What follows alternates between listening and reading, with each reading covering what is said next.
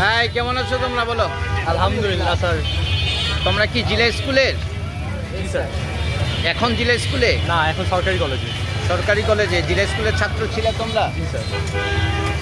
কত সালে SSC pass করছো? স্যার 2025। তুমি? 25 স্যার।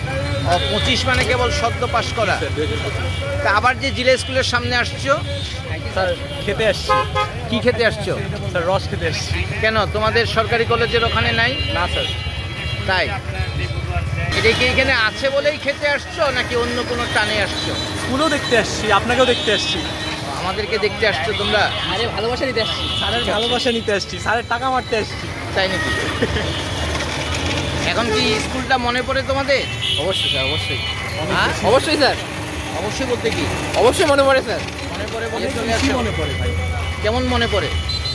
খুবই বেশি মনে পড়ে স্যার। ক্লাসগুলো মিস করতেছি। কেমন মনে পড়ে তোমার? জি স্যার, খুব বেশি মনে পড়ে। প্রেমিকার মতো মনে পড়ে না? জি স্যার। তোমাদের কি এই স্কুলটাকে প্রেমিকার মতো মনে হয় না? হ্যাঁ, বউয়ের মতো। বউ স্যার। বউয়ের মতো মনে হয়? Yes sir. মানে বউকে বেশি ভালোবাসে মানুষ নাকি প্রেমিকাকে ভালোবাসে? তো বউকে বেশি ভালোবাসছে না? তাই নাকি? ঠিকানা কয়টা বিয়ে করছিস? স্যার 3 নাম্বার করছি, 4 নাম্বার চলছে। আচ্ছা। খুঁজতেছি আর কি। তাহলে বউ কারারে? স্কুল না? স্কুল। হ্যাঁ, স্কুল বউ স্যার, আপনার দেবর। ও স্কুল বউ হচ্ছে আর আমরা দেবর হচ্ছি। জি স্যার। এই ছেলেটা যে 4টা বিয়ে করলো এর কি অবস্থা হবে? তাহলে তোমরা কি মনে করো যে কত বছরে বিয়ে করা উচিত আমাদের ছেলে মেয়েদের? কত বছরে? 18 স্যার। 18? মেয়েদের? ছেলেদের 18, মেয়েদের 15-16। 15-16? সরকারি নিয়মটা জানো? জি স্যার। ছেলেদের 22 আর মেয়েদের 18। 18? তোমাদের তো এখন এই বয়সটা হয়নি, তারপরেও বিয়ের প্রসঙ্গ কেন নিয়ে আসতেছো? স্যার কারণ স্যার আপনি স্কুলকে আমাদের বউ বলছেন। এখন আমরা আরেকটা প্রসঙ্গে যাই, বলো দেখি। সেটেল ম্যারেজ ভালো নাকি লাভ ম্যারেজ ভালো? বলো, এক এক করে বলবা। Settle marriage sir. হ্যাঁ, settle marriage sir. Settle marriage. Settle marriage. আচ্ছা, sir love marriage. Love marriage.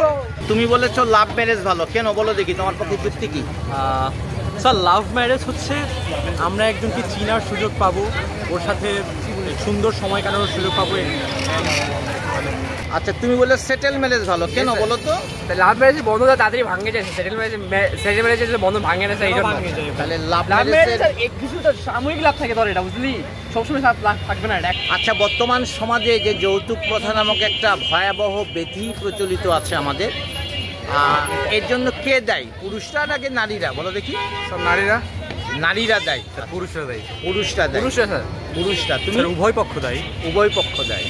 তুমি যৌতুক প্রথার জন্য নারীদেরকে দায়ী করেছো কেন? একটা যুক্তি দাও। নারীদের বাবা মা মনে করে যে ছেলেকে যে টাকা পয়সা না দিয়ে তাদের মেয়েকে ভালো মতো রাখবে না, থেকে টাকা নেই। তুমি ছেলে পুরুষদের পক্ষে না? জি স্যার। কেন বলো তো?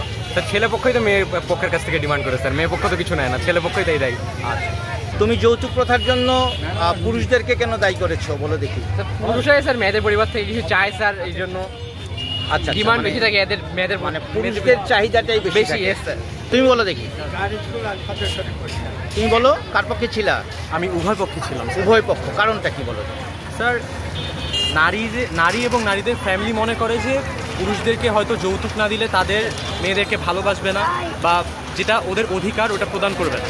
এবং পুরুষরা মনে করে আমি যদি মানে আমার লাইক শ্বশুর বাসাতে কিছু নাই পাই তাহলে আমার সম্মানটা কোথায় থাকবে। এই কারণে আসলে আমি দুই পক্ষকেই আসলে মানে বাদী বলে মনে করি। ধন্যবাদ, তোমাদের সঙ্গে কথা বলে অনেক ভালো লাগলো। আমরা কিছু ফান করলাম, সমাজের সিরিয়াস কিছু বিষয় নিয়ে তোমাদের অপিনিয়ন জানার চেষ্টা করলাম। দেখলাম যে তোমরা এই কেবল 1 বছরেই হয়নি, কলেজে গিয়েছো, তোমাদের ম্যাচুরিটিটা অলরেডি আমার মনে হচ্ছে ডেভেলপ করেছো। তোমরা সমাজের যেই ব্যাধিগুলো, সমস্যাগুলো, এগুলো কারণ অনুসন্ধানও করতে পারছো এবং নিজের অপিনিয়নও দিতে পারছো।